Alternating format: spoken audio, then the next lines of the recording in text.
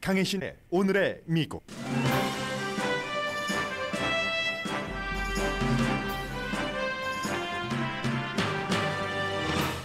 모더나도 접종 후 5개월이 지나면 부스터샷 접종을 하도록 식품의약국이 승인했습니다. 감기와 독감, 오미크론 증세가 혼돈되면서 테스트의 중요성도 부각됩니다. 잠시 뒤 테스트 시기, 정확도 등을 전해드립니다. 약 1억 명에 해당하는 헬스케어 워커와 민간 사업체 직원에 대한 백신 접종 의무화 대통령 행정명령을 연방 대법원이 오늘부터 심의해 곧 결정합니다. 세계 랭킹 1위 테니스 선수 노박 조코비치가 백신 접종 예외 허가증으로 호주 입국을 거부당한 케이스는 세계적인 스캔들이 됐습니다. 호주의 국내 정치, 세르비아의 민족 자존심까지 공론화됩니다. 의사당 폭동 사건 1주년이었던 어제 워싱턴에서는 극단적인 정치 분열을 보여주는 사건이 일어났습니다. 폭동 사건 촛불 추도식에 공화당은 단 2명만이 참석했고 그 2명 공화당을 민주당이 열렬하게 환영한 사건입니다. 12월 일자리 창출은 예상보다 훨씬 적었지만 긍정적인 면도 있습니다. 바이든 대통령은 방금 전까지 이 긍정적인 면을 토대로 경제를 살릴 방안에 대해 말했습니다. 흑인 최초로 아카데미 주연상을 받은 시드니 포이티어가 사망했습니다. 그는 인종평등 운동가이기도 했습니다. 여러분 안녕하십니까? 오늘의 미국 강혜신입니다. 바이든 대통령이 좀 전까지 그 연설을 했는데 이 연설의 주제는 오늘 발표된 일자리 창출에 관한 것이었고 전문가들은 굉장히 실망했습니다만 또 전문가들도 희망의 빛을 보는 그런 면이 있었고 바이든 대통령이 그 점에 이제 포커스를 잡아서 본인의 여러 가지 방안을 말했습니다. 그리고 기자의 질문을 잠깐 받았는데 코비드-19이 영원히 여기에 머무를 것으로 생각하지는 않는다. 이렇게 말했거든요. 그러면 지금 어제 나온 그 코비드-19에 관한 가장 중요한 뉴스 가운데 하나가 대통령의 전 코비드가 아니라 코비드-19 자문 6명이 이제 이 코비드-19은 우리와 함께 그냥 살아가는 걸로 뉴노멀로 해야지 된다 했는데 바이든 대통령은 영원히 여기에 머무른다고 생각하지는 않는다. 이 정도 얘기를 했습니다. 그럼 그렇다고 금방 코비드-19이 사라진다? 그 얘기도 아니에요. 어디 그 중간에 어디에선가에 관한 얘기를 했는데 오늘은 여러분들께 이 코비드-19 오미크론 이후에 굉장히 많은 분들이 혼돈하고 계시는 점들이 있어서 저도 질병통제국과 일반 의사들이 하는 얘기에 약간의 그 차이가 있는 부분도 있고 하기 때문에 전문가들의 말을 좀 종합해서 특히 테스트에 관해서 좀 전해드리겠습니다. 현재로서는 그 레이티스트 뉴스부터 잠깐 점검을 해드리면 오늘 이제 식품의약국이 모더나도 파이저 앤 바이오엔텍에 이어서 지금까지는 6개월이 지나야 부스터샷 접종을 받을 수 있었는데 5개월이 지나면 부스터샷 접종을 받도록 승인을 했습니다. 저에게도 심지어 이제 가까운 사람 가운데서도 물어보는 분이 계세요. 3개월 지났는데 이 부스터샷 접종 받아도 되는 것 아니냐고. 그러면 제가 이제 어떤 그 백신 접종을 받으셨습니까? 물어봤을 때 파이저 앤 바이오엔텍이라고 하세요. 그래서 며칠 전에 5개월 지나셔야지 됩니다. 그게 연방 가이드라인입니다.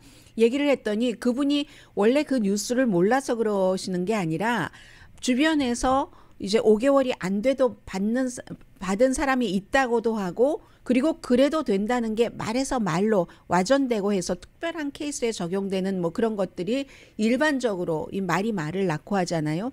그래서 이제 뉴스를 잘 아시는 분들 가운데서도 그런 질문을 해오시는데 연방 정부 가이드라인으로는 바이오엔텍, 모더나는 이제 5개월 되셨으면 부스터샷 접종을 받으실 수 있고 존슨앤존슨은 2개월이죠. 그리고 이제 특별한 케이스, 면역성이 아주 약하다든가 그런 케이스에는 의사와 상담을 하고 여러 가지 조치를 취할 수는 있을 겁니다. 그러나 일반적인 말씀을 드렸습니다.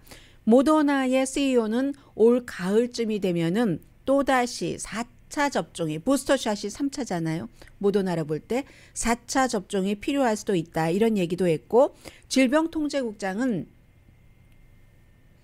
요즘 야단을 많이 맞고 있는데요. 왜냐하면 아주 분명하다거나 어떤 때는 애매한 부분도 있고 그럴 수밖에 없다는 것도 이해가 됩니다. 이 코비드 19이라는 것을 우리가 처음 겪어보고 데이터를 보면서 판단을 하고 즉시 또 그 판단이 수정을 해야지 되는 부분도 있고요. 오미크론 변이처럼 빨리 퍼지면 더 그렇겠죠.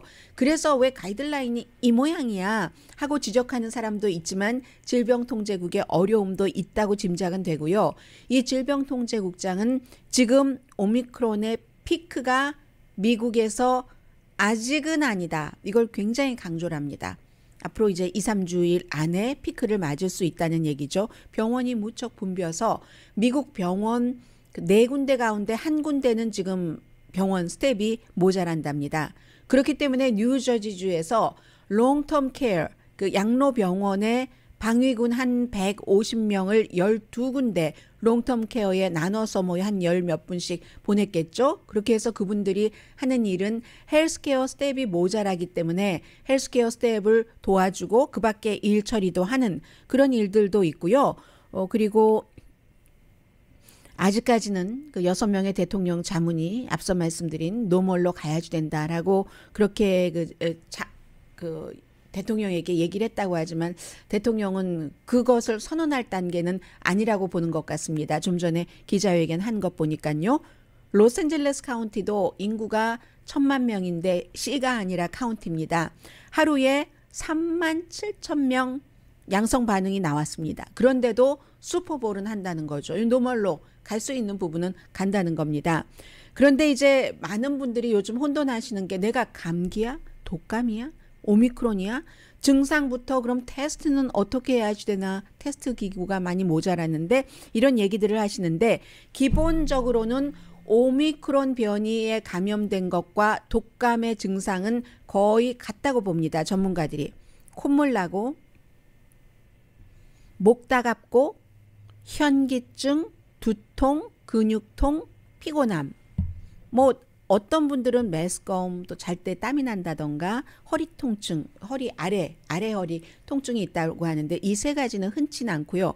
콧물, 목 따갑고 현기증, 두통, 근육통, 피곤함 여기까지랍니다. 그리고 냄새를 못 맡고 맛을 잃어버리는 것도 모든 분들께 다 해당되는 게 아니래요. 그래서 나 냄새 맡고 음식도 맛있는데 이렇게 한다고 해서 오미크론의 증상이 없다고 볼 수는 없다는 겁니다. 그게 모두에게 해당되는 게 아니기 때문에. 그리고 이제 여기서 오미크론 변이가 다른 지금까지의 코비드 19과 차이가 있다고 하는 것은 열과 기침이랍니다. 기침은 오미크론 대세가 아니랍니다. 열이 안 난다고 기침이 안 난다고 나는 오미크론은 아닌 것 같다라고 섣불리 판단하시지는 말라는 거죠. 그리고 이제 기침이랑 열은 대체적으로 이렇게 연관이 돼서요. 뭐 기침이 전혀 없다면 열 나는 것도 드물겠죠. 호흡곤란도 드물다. 이게 지금까지의 코비드 19과 다른 게 오미크론 변이라고 합니다. 그리고 앞서 말씀드린 여러 가지 기본적인 증상은 플루와도 독감과도 비슷하다는 거고요. 또 하나는 오미크론이 델타나 원래 오리지널 그 코비드 19보다 증상이 빨리 나온답니다. 노출되고 나서 사흘 안에 증상이 일어나고 델타는 나흘이었거든요. 보통의 그 코비드 19은 닷새. 그러니까 오리지널보다는 이틀이나 증상 나오는 게 빨라진 거죠. 그러면 오미크론과 독감의 증상은 말씀드렸고 그에 비해서 감기는 요즘 감기도 있으니까요. 감기는 좀 증상이 약하다는 거죠. 콧물 조금 나오고 목 따갑고 하는 것. 이제 이 정도만 되고 다른 증상은 없다든지 하면은 감기의 증상일 수 있다는 겁니다. 그런데 코비드와 독감이 동시에 일어나는 게 있다고 어제 말씀드렸죠. 플루, 로나라는 증상이 좀 더 심각하다는 거죠. 코비드하고 독감이 증상이 비슷하거나 거의 같은데 두 가지가 겹쳤으면 더 심하다는 거죠.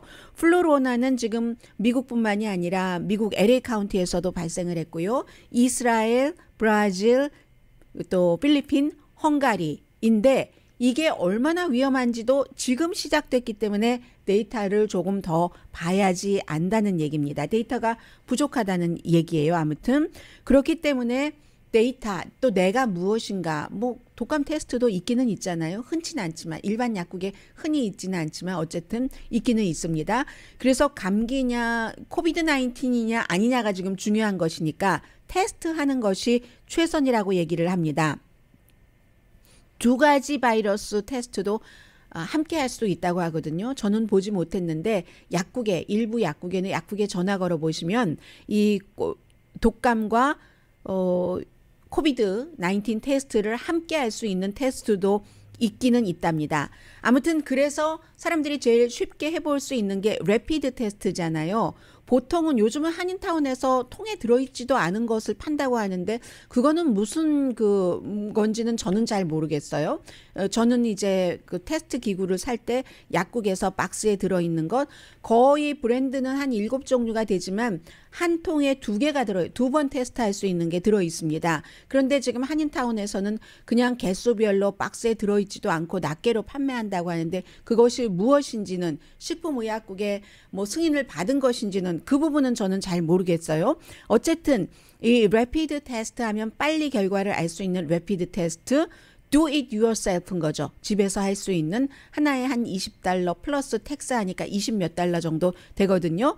15분 기다리면은 이렇게 코 속에 넣었다가 면봉을 넣었다가 어디에 넣고 그 전에 이제 6방울을 액체를 떨어뜨리고 하면은 선이 핑크색 선이 하나가 나오면은 위에 그러면은 이제 음성이고 아래까지 2줄이 나오면 양성인 거잖아요.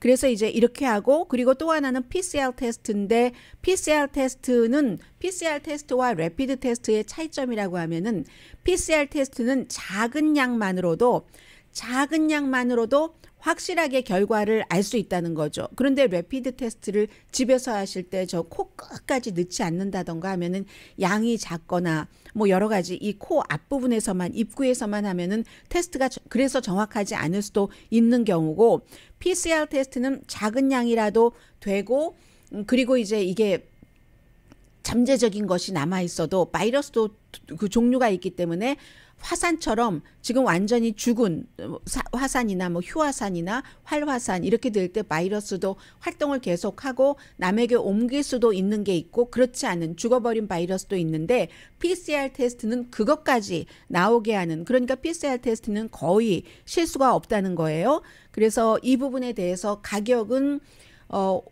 이달 말이 되면은 지금 연방정부에서 하고 있으니까 보험으로 이제 2가지를 래피드 테스트도 커버할 수 있도록 하는데 만약에 누가 이제 테스트를 받아야 되느냐 이런 것들이 이제 중요한 거잖아요. 백신 접종이나 부스터샷 접종까지 받으시고 나서 누군가 양성 반응인 사람과 접촉을 하셨어요. 여러분이. 그런데 아직까지 증상은 없어요. 그러면 마스크를 쓰고 일을 하셔도 됩니다. 부스터샷까지 맞고 또 백신 접종도 맞았는데 지금처럼 이제 파이저 앤 바이오엔텍 또 모더나는 5개월이 안 지났고 존슨 앤 존슨 같은 경우는 2개월이 안 지났고 하면은 그러면 이렇게 마스크를 쓴 채로 이 일을 하시라는 겁니다. 그런데 백신 접종을 받지 않으신 분은 누군가 양성 반응이신 분과 접촉을 하셨다면 테스트를 하고 테스트 결과가 나올 때까지 기다리셔야지 됩니다. 그래서 이제 언제 그러면 정확하게 타이밍을 정해 주세요 하면은 전문가들이 이렇게 얘기를 합니다. 증상이 있으신 분들 뭔가 증상 내가 이게 뭔지 모르겠는데 증상이 있어 아무튼 독감인지 코비드인지 증상이 있거나 양성인 사람과 접촉했을 때 내가 나이 드신 부모님을 만나러 가야지 돼 하신 분들 접촉하시는 거 권하고요. 분명하게 내가 양성 반응과 노출이 있는 분과 노출이 됐는데 증상은 없다고 하면은 나는 아직 그러면 며칠을 기다리시라고 합니다. 증상이 있을 때까지 증상이 생겼으면 바로 며칠 안 기다려도 되지만 잠복기 이런 것들이 있기 때문에 며칠을 기다리셔야지 된다는 거거든요. 그래서 나도 테스트를 받고 나서 양성이면 당연히 닷새 격리하고 그리고 그 이후에도 다시 일터에 복귀하셨어도 닷새는 마스크를 꼭 쓰셔야지 되고 또 레피드 테스트를 하신 분이라면은 레피드 테스트가 한 번만 가지고는 정확하지 않을 수 있으니까 며칠 뒤에 다시 테스트를 하시랍니다. 그리고 사실 집에서 테스트하시고 레피드 테스트를 해서 양성이 나왔다면 원래는 보건국에 알려야지 되거든요. 알려서 보건국에서 다 이렇게 쫓아서 뭐 점검을 그 뒤에까지 팔로우업을 할 수 있도록. 그런데 이 그 네거티브 테스트에 대해서는 이 레피드 테스트의 경우 앞서 말씀드린 그 여러 가지 문제라든가 아니면 뭔가 그 테스트할 때 그 테스트한 그 면봉이 오염이 돼서 그 중간에 뭐 어디에 떨어뜨렸다가 하셨다든가 할 때 그런 경우에 이 반응이 네거티브 반응이 잘못 나올 수도 있다는 겁니다. 양성도 반응이 잘못 그 페이크로 나올 수 있는가? PCR 테스트에서는 아주 드물다고 하거든요. 정말로 샘플이 많이 오염됐을 때를 제외하고 제대로 하면은 거의 가짜로 양성이 나오는 것은 없다고 합니다. 실험실에 보내주는 그 PCR 테스트 같은 경우는요. 그렇다고 하고 아무튼 그 오미크론이라는 것을 이 테스트에서도 밝혀낼 수 있는가? 뭐 밝혀낼 수 있겠죠. 그러나 이제 보통 분들은 레피드 테스트에서 집에서 테스트해서 이게 오미크론이야 뭐야 하는 것을 알기는 쉽지 않겠죠. 아무튼 그렇습니다. 그리고 닷새가 안 됐어요. 내가 이제 격리를 했는데 닷새가 안 됐는데도 레피드 테스트를 다시 한번 해봤습니다. 직장에서 빨리 나오라고 해요. 일손이 모자라다고. 그때 음성이 나오면 격리를 끝내야지 되는가? 이것은 연방 기준은 그렇지 않습니다. 만약에 내가 양성 반응이 나왔는데 좀 괜찮은 것 같아 해서 그냥 그 닷새가 안 됐는데 테스트를 해봤더니 또 음성이 나왔어요. 그러면 격리를 끝내냐? 아니라고 다시 한번 말씀드립니다. 이때는 닷새를 꼭 채워야지 된답니다. 한번 양성 반응이 나왔을 때 레피드 테스트로는요. 그리고 PCR 테스트 같은 경우는 이거 테스트하면은 또 그 양성일 수 있답니다. 앞서 말씀드린 것처럼 PCR 테스트는 너무나 아주 작은 양만 가지고도 그렇고 날짜 같은 것도 굉장히 아주 그 보수적으로 그 테스트를 하는 방식 자체가 그렇기 때문에 활동이 정지된 바이러스까지 다 잡아내기 때문에 어떤 경우는 한번 이 그 바이러스에 걸린 분들은 PCR 테스트 12주일까지 계속 양성이 나올 수도 있다고 하거든요. 그러니까 이 PCR 테스트를 가지고 그 복귀한다는 것은 거의 지금 언제 격리를 끝낼지를 PCR 테스트로는 알려주지 않는다. 이게 지금 전문가들의 얘기입니다. 오늘 아침 제가 뭐 NPR 방송, 뉴욕타임즈 그 밖에 많은 매체를 전부 보고한 거거든요. 그런 부분이 있습니다. 그리고 또 하나는 사람의 그 행동 양식에 따라서도 너무 다르기 때문에 뭐라고 말하기가 참 어려운 겁니다. 닷새 격리하고 증상 없으면 복귀를 하면 되는데 이제 이분이 뭐 평소에 뭐 말을 많이 하고 뭐 무슨 뭐 교회에서 뭐 성가대에서 찬양을 아주 크게 한다던가 이런 모든 것들 마스크는 제대로 쓰시는가 또 주로 활동하시는 그 공간이 통풍이 잘 되느냐 안 되느냐 이런 것에 따라서 굉장히 다르기 때문에 이 정도 말씀드리면 여러분들께서도 정말 복잡하네. 이 코비드-19 언제 뭐 격리를 풀고 이게 없는 거예요. 정확하게 말씀드리자면. 그리고 내가 네거티브인데 네거티브 테스트를 하고 방금 뒤에 누구를 만났는데 그 사람은 양성인지도 모르고 활동하고 있었는데 나도 증상 없는 이 무증상 감염이 또 될 수도 있잖아요. 그렇기 때문에 방법이라는 것은 유일하게 백신 접종 맞고 부스터샷을 맞으셔야 그래도 만약에 걸려도 거의 안 아프거나 정말 미미하게 아프니까 그걸 말씀드리는 겁니다. 백신 접종을 받고 나서 생리 주기가 불규칙하게 됐다. 이렇게 얘기하시는 여자분들이 있는데 의사 선생님들은 그런 분들도 백신 접종을 받으시고 부스터샷 받으셔야지 된다고 얘기를 합니다. 일시적인 것이라고 말을 하고요. 만약에 전에 코비드-19을 알았어요. 그러면 오미크론에 걸릴 가능성도 크게 줄어들고 그렇다고 해서 완전히 더 이상은 이 접종이 걸리지 않는다 하고 보장되는 것은 아닙니다. 부스터샷 돌파 감염도 마찬가지예요. 부스터샷까지 맞고 돌파 감염이 됐다. 그러면 이제 그분은 앞으로 굉장한 그 아주 정말 슈퍼한 그 면역력이 생기겠지만 그렇다고 완전히 100% 보장되는 것은 아니라고 말씀드리고요. 백악관과 우정국이 지금 여러분들께 개인당 뭐 2개씩을 보내드리는 이 테스트 키드요. 마무리 작업을 하고 있고 그리고 이제 신청을 할 수 있는 웹사이트도 마무리 작업을 해서 아마 이달 중순부터는 우편을 통해서 받으실 수 있는 그 작업을 지금 하고 있는 것 같습니다. 아무튼 이런 정도가 되고요. 제가 여기까지 말씀드리려고 했는데 이 부분은 잠시 뒤에 전해드려야 되겠습니다.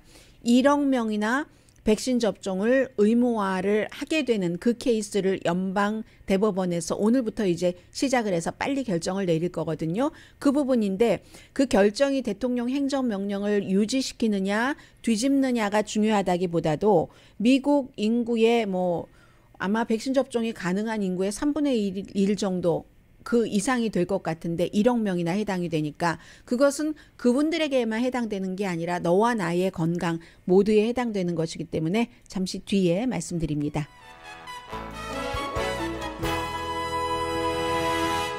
그리고 잠시 뒤에 어제 중요한 가장 주목받은 두 사람이 있거든요. 전해드립니다.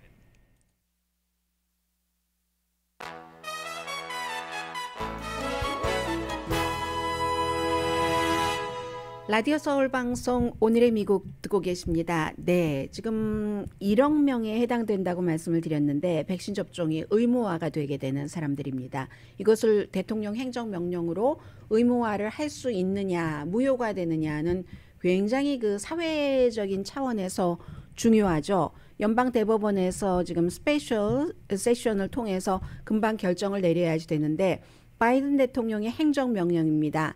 연방 정부의 지원을 받는 기관에서 일하는 헬스워커, 그러니까 메디컬, 메디케이드, 연방 정부 보조를 받는 그런 그 메디컬 그 파실리티에서 일하시는 분들을 얘기를 할 거고요. 그분들은 백신 접종 의무화입니다. 그리고 연방 정부의 보조금과 상관없는 민간 기업에서 일하는데 그 기업이 100명 이상이면은 이때는 백신 접종을 의무화하거나 아니면 백신 접종을 받지 않는 사람은 정규적으로 테스트를 하도록 옵션은 하나 줬어요. 헬스케어 워커들과는 달리. 그렇게 하는 것이 지금 공화당의 많은 검찰총장 또 사업주들 종교단체에서 무슨 백신 접종을 국가에서 강제화하냐 하면서 소송을 해서 하급법원에서는 한 군데에서는 항소법원에서 대통령의 이 행정명령을 시행해라 했고 또 한 군데에서는 시행 중지를 내렸기 때문에 원래는 1월 4일부터 하려던 것을 1월 10일로 시행을 연기했다가 다시 이제 2월 초로 연기를 했는데 왜냐하면 이게 스페셜 그 세션에서 연방 대법원이 최종적으로 이게 최종적인 결정입니다. 그렇게 해서 해야지 되는데 여기서 한 가지 봐야지 될 것은 상공회의소요. 미국 상공회의소 하면은 다른 나라 상공회의소와 마찬가지로 어떤 형태로든 그 연방정부의 규제에 반대합니다. 그런데 이번에는 이 안에 대해서 반대하지 않았고 반대하는 공화당주의 그 검찰총장이라든가 종교단체 또 보수적인 이제 비즈니스 뭐 사업체 뭐 예를 들면 뭐 인앤아웃 버거의 그 뭐 CEO 같은 이런 백신 접종 의무화에 반대하는 사람들이 주장하는 것은 그렇습니다. 기본적으로는 이제 그 자유의 위배다 이렇게 되고 또 하나는 건강에 관한 문제니까 코비드 19이 직장에서 위험이 아니다라고 주장을 하는데 코비드 19이 직장에서 위험 요소가 아닌가요? 위험 요소가 아니라고 생각하는 사람들이 더 많을까요? 위험 요소라고 생각하는 사람들이 더 많을까요? 직장에서 일하시는 분들께 여쭤보겠습니다. 특히 무슨 뭐 전화를 많이 하셔야지 되는 그런 직장이라든가 항상 손님이 와서 손님과 얘기를 해야지 되는 그런 그 직장에 다니시는 분들께 코비드 19 다른 사람의 양성이 나에게 위험이 아닐까? 아무튼 그게 가장 먼저 주장하고 있는 겁니다. 왜냐하면 이것을 시행하려면 연방정부의 무슨 뭐 직업안정청, 노동부 산하의 그런 곳에서 해야지 되기 때문에 두 번째는 사람들이 많이 직장을 그만둔다. 이런 의무화를 하면 코비드 접종에 반대하는 사람들이 그만두겠죠. 노동력도 부족한데 그렇다라고 얘기를 하고 공화당 의원 수백 명 가운데서 특히 이제 연방 상원은 47명이 이거 안 돼 했으니까 3명만 괜찮다는 거예요. 바이든 대통령의 행정명령이 전체적으로 183명이 이건 아니다 하고 지금 주장을 하고 있고 그런데 이것을 지지하는 사람들은 한 1억 명 정도가 백신 접종을 하게 된다면 미국이 코비드 19 사태에서 조금이라도 더 빨리 나갈 수 있고 조금이라도 지금보다 안전할 것이다 라고 얘기를 하고 있고, 또 하나는 오히려 백신 접종 받지 않는 사람들이 생겨서 무슨 문제가 생겼을 때 회사에는 비용이 훨씬 많이 부담이 된다. 그렇겠죠.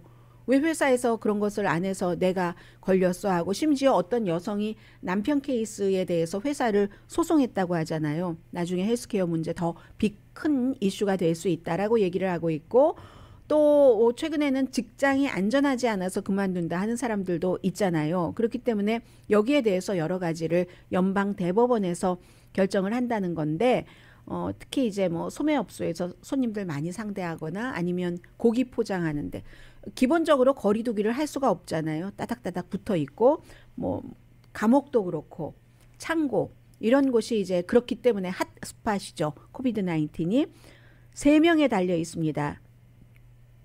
에이미 코니 베렛, 또 브렛 캐버나우, 존 로버츠 연방 대법원장, 그리고 나머지 2명의 보수적인 또 트럼프 전 대통령이 지명을 한 연방 대법관에 달려 있습니다. 나머지는 의견이 정해졌다는 거예요. 3명의 보수적인 대법관과 3명의 또 진보적인 대법관은 정해졌고 이 3사람에 달려 있다 하는 겁니다. 지금 미국 회사 자체에서 백신을 의무화로 규정한 회사는 생각보다 많지 않습니다. 18%밖에 안 돼요. 11월 달에 통계가. 그러면 12월 달 그 이후에 오미크론이 막 한창 너무 확산이 빨라지니까 조금 더 늘어나기는 했을 것 같습니다. 줄어들지는 않았을 것 같아요.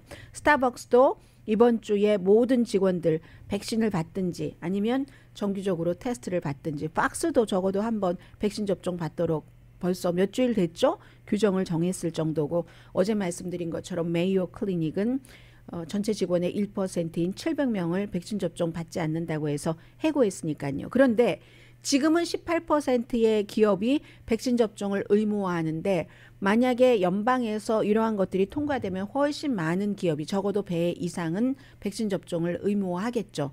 왜냐하면 이 연방 규정, 대통령 행정명령에 벌금도 포함되어 있는 것도 하나의 이유일 겁니다. 케이스당 뭐 만 몇천 달러씩 벌금을 물게 한다고 하잖아요.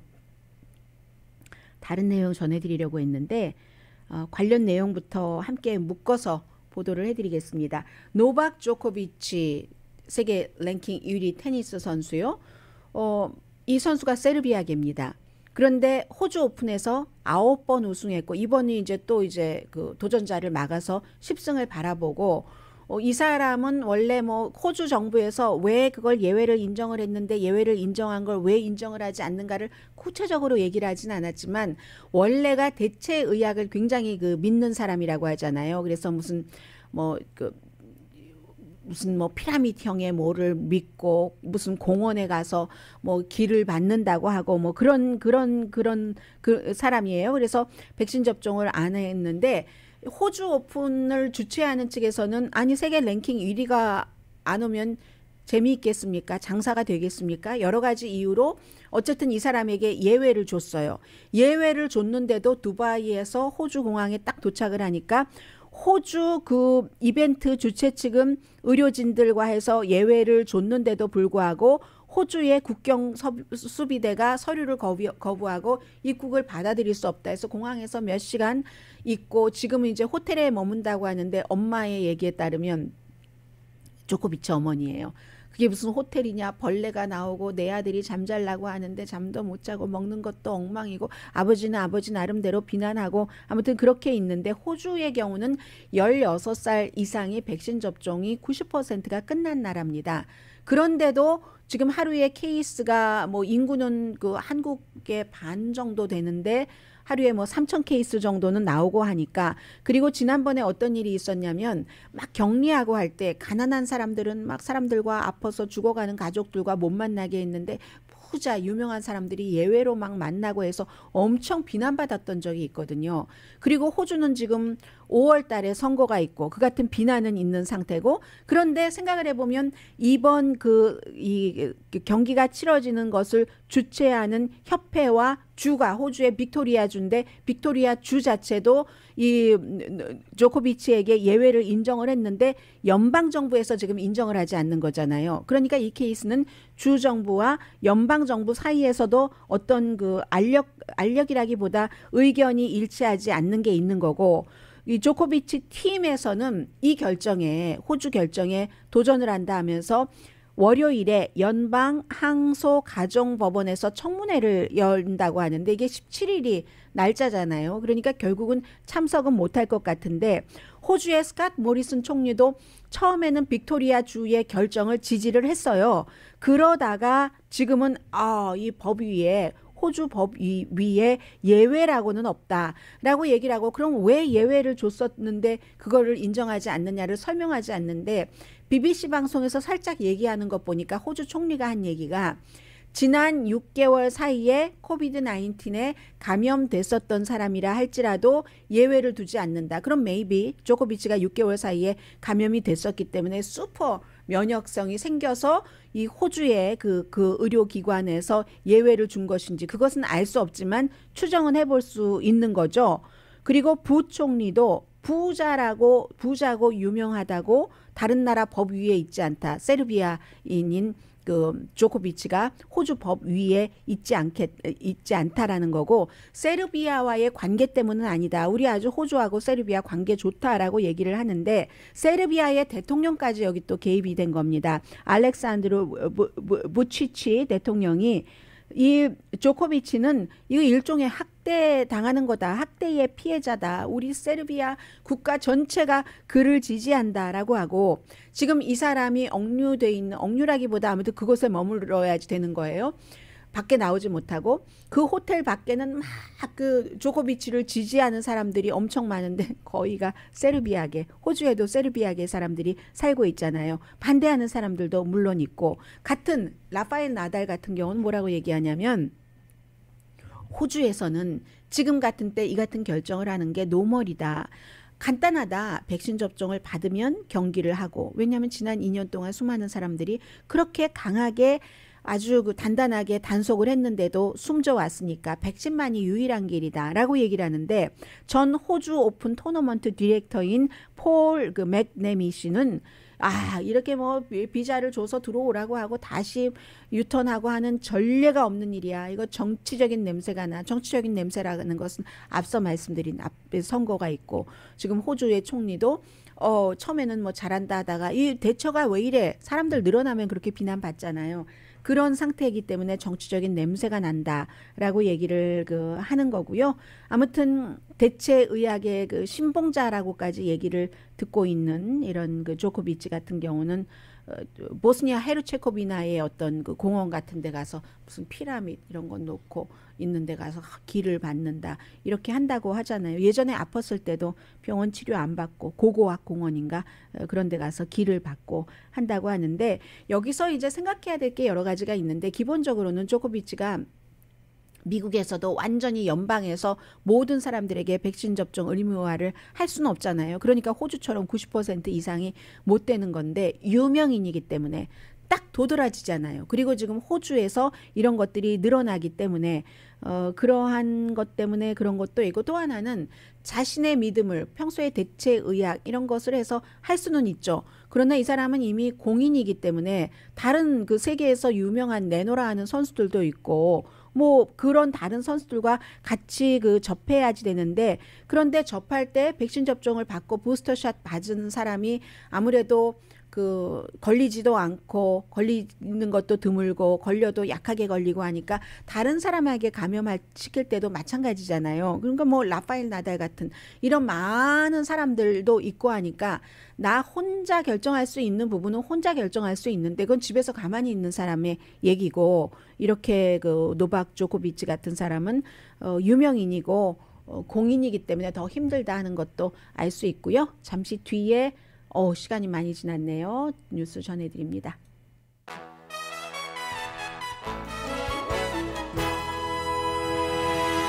라디오 서울 방송 오늘의 미국 듣고 계십니다. 오늘 그 바이든 대통령이 질 바이든 여사와 함께 콜로라도주를 방문을 하거든요. 그 덴버 그 북쪽에 인근에 산불 난 이제는 구조 체제로 복구 체제로 돌아갔기 때문에 대통령이 방문해도 복구 작업에 별 방해도 일으키지 않고 이제 격려하고 도와드리겠습니다 하는 것을 하기 위해서. 그런데 가기 전에 백악관에서 오늘 경제에 대해서 좀 얘기를 했는데, 오늘 그 경제가 12월 달에 일자리가 19만 9천 개가 만들어졌는데 예상은 42만 2천 개였습니다.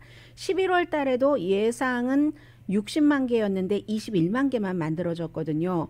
뭐 식당과 바는 많이 만들어졌고 한 4만 3천 개, 건축 2만 2천 개. 그런데 이게 결국은 델타가 끝나가려고 하는다. 이럴 때 이제 오미크론이 들어오면서 그랬잖아요. 아직도 팬데믹 이전보다 미국의 일자리는 360만 개가 적습니다. 그런데 긍정적인 면을 보자면 원하는 사람은 일자리를 갖는다는 거예요. 지금 사람들이 뭐 11월 달에 450만 명이 일자리를 그만뒀어도 더 좋은 곳으로 가기 위해서 그런 것이고, 그래서 실업률이 4.2%에서 3.9%로 지금 한 달 전에 4.2%에서 3.9%로 내려간 거잖아요. 그리고 뭐 직원 구하기 위해서 예를 들어서 뭐 한국 식당은 거의 그렇습니다만은 미국 식당, 패스트푸드 레스토랑 같은 데서도 여기서 일하시면 이 음식은 무료예요라고 하면서 사람들 구하고 하는데, 바이든 대통령이 오늘 이 내용을 가지고 일자리 창출이 예상보다 적었다라고 얘기를 한 것이 아니라 아주 긍정적입니다 하면서 이 코비드 기간 중에도 여러 가지 경기 부양책도 있었고 했기 때문에 지난 50년 동안에 어느 대통령 때보다도 일자리가 이렇게 많이 늘어났고 짧은 시간에, 이것은 약간 공치사일 수도 있어요. 왜냐하면 너무 많이 잃어버렸기 때문에 너무 많이 본인의 1년 임기 동안 많이 늘어났죠. 그건 사실이죠. 그런데 이건 또 맞습니다. 임금 인상이 대단해서 특히 그동안 너무너무 열심히 일하는데도 대우는 너무너무 못 받았었던 사람들, 말하자면 최저임금, 그 인근에 있었던 사람들 임금이 굉장히 많이 늘어났습니다. 식당, 호텔, 또 벨맨, 역사상 최고입니다. 그 말은 맞습니다. 대통령의 얘기가. 그래서 우리가 더 좋은 플레이스로 일자리 분야에서 가고 있습니다. 이 리커버리 하고 있습니다. 그런데 공화당이 좀 반대하는 게 있습니다. 법안에 대해서. 뭐 빌드 백 베터 법안 같은 것에 반대를 한다고 하면서 본인이 지금 공급망을 어떻게 하든지 활발하게 대통령으로서 할 수 있는 모든 것을 해서 해볼 것이고, 그리고 인플레이션도 잡으려고 노력을 할 것이며 동시에 경쟁력은 계속 가져가겠다. 이제 빌드 백 베터로 연방 정부에서 할 수 있는 것은 하면서 이런 희망적인 메시지를 주면서 지금 콜로라도주로 떠났습니다. 어제 있었던 일을 말씀드리겠는데 1월 6일 의사당 사건이었기 때문에 바이든 대통령 역사상 그 대통령 되고 나서 가장 중요한 연설을 어제 했고요. 정말로 그 트럼프 전 대통령이 1월 6일 의사당 사건에 책임이 있다 하면서 그의 지지자들도 비난했고요. 애국자가 아니라 이건 애국자의 반대다라고 얘기하진 않았지만 애국자가 아니다. 애국자는 정말 투표하고 나라의 민주주의를 지키려는 사람이다 라고 했는데, 그 뒤에도 계속 여러 가지 이벤트가 이어졌습니다. 저녁에 깜깜해지니까 촛불 켜고 침묵의 시간, 왜냐하면 숨진 사람, 다친 사람, 또 국가의 민주주의도 부분적으로 실종됐고 해서 그러한 모든 것을 낸시 펠로시 민주당 하원 의장이 주도하면서 촛불 이렇게 들고 있었거든요. 거기에 공화당은 딱 두 사람 참석했습니다. 체니 모녀였습니다. 딕 체니 전 부통령과 리즈 체니, 지금 의사당 사건 조사위원회에 속해 있는 이 두 사람이었습니다. 그리고 민주당으로선 과거에는 상상할 수 없었던 일이에요. 딕 체니 전 부통령이 누구보다도 보수적이기 때문에, 그런데 그를 열렬히 환영했다는 것 아니겠습니까? 민주당 의원들이 너나 할 것 없이 전부 악수하고요. 공화당 의원은 한 사람도 없었으니까. 그나마 미치 매코넬 공화당 상원 원내대표가 조지아주 애틀란타에서 전 동료 공화당 상원의원 장례식에 참석하면서 하나 메시지를 남기기는 했죠. 미치 매코넬이 그날의 공격은 법치와는 반대되는 것이다. 그랬고 뭐 자리에 참석은 하지 않았고요. 이렇게 아무튼 얘기를 해서 지금 딕 체니, 리스 체니가 민주당에서 가장 환영받는 그런 사람이라는 것은 그만큼 트럼프 전 대통령이 공화당을 얼마나 많이 바꿔놨는가 하는 것을 알 수 있고요. 이제 미래로 많이 가서 이날을 돌아보면 2022년 1월 6일과 2021년 1월 6일을 돌아보면 사람들은 이 체니 모녀가 잘했다고 할까요? 아니면 전부 여기에 등장하지 않은 공화당 정치인들을 잘했다고 할까? 그때 가서 보죠. 뭐 짐작들은 서로 다 하고 있는 부분들이 있겠으나 그게 굉장히 어제 중요한 일이었다고 말씀드리고요. 잠시 뒤에 뵙겠습니다.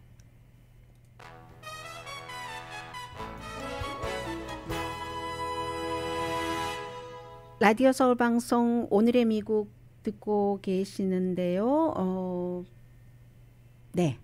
시드니 포이티어가 사망했습니다. 나이는 많습니다. 94세인데 여러분들 언제나 마음은 태양 To serve with love 그리고 초대받지 않은 손님 그래서 캐서린 헵번이 엄마였던가요? 그 밖에도 최초의 아프리칸 아메리칸으로서 아카데미 시상식에서 남자 주연상을 받은 사람입니다. 그때 그 애가 1900 몇 년이었던가요? 릴리 오브 더 필드라는 그 영화가 굉장히 오래 전인데 언제인가요? 자, 한번 볼까요? 여러분들께서 이 시드니 포이티에를 기억을 뭐 연도수가 중요한 건 아니니까요. 50년대 아니면 60년대고요. 이 Sir입니다. 왜냐하면 영국의 영국 연방인 바하마의 시민권도 갖고 있기 때문에 미국 시민이기도 하고요. 오바마 전 대통령이 그에게 그 최고의 시민으로서 받을 수 있는 훈장인 프리덤, 메달 오브 프리덤을 줬기 때문에요. 원래 그 미국에서 태어나고 바하마에서 자라고 17살 때 뉴욕으로 와서 아프리칸 아메리칸들이 연기 수업을 받는 학교에서 연기 수업을 받고 그리고는 정말 너무 많은 영화에 출연을 했는데 많은 영화가 아주 과격하지는 않지만 인종 평등을 담고 있는 그런 그 영화입니다. Guess Who's Coming to Dinner 바로 이 초대받지 않은 손님이 67년도 백인 피앙세와 같이 딱 가 있잖아요. 그래서 캐서린 헵번 이렇게 딸이랑 앉아 있고 그런 영화를 통해서 굉장히 많은 메시지를 줬죠. 포기 앤 베스에도 나왔고 In the Heat of the Night 밤의 열기 속에서 기억하시죠? 저는 To Serve with Love이 제일 많이 기억이 되고 그리고 뭐 아무튼 너무너무 많은 감독도 했고요. 97년부터 2007년까지는 일본 주재 바하마 대사도 했고 2002년도에 덴젤 워싱턴이라는 그 이후에 정말 후배가 그에게 공로사항을 이렇게 드리면서 그가 없었다면 아프리칸 아메리칸 그 이전에는 늘 그 주변에서 언저리에서만 우리는 연기했는데 했었던 그런 얘기도 있고요. 무엇보다도 아무튼 이 시드니 포이티에는 말하자면 그 해리 베라폰테와 마찬가지로 아프리칸 아메리칸들에게는 평화롭고 그러면서도 굉장히 그들의 그 메시지 아프리칸 아메리칸으로서 준 사람이죠. 94세로 사망했습니다.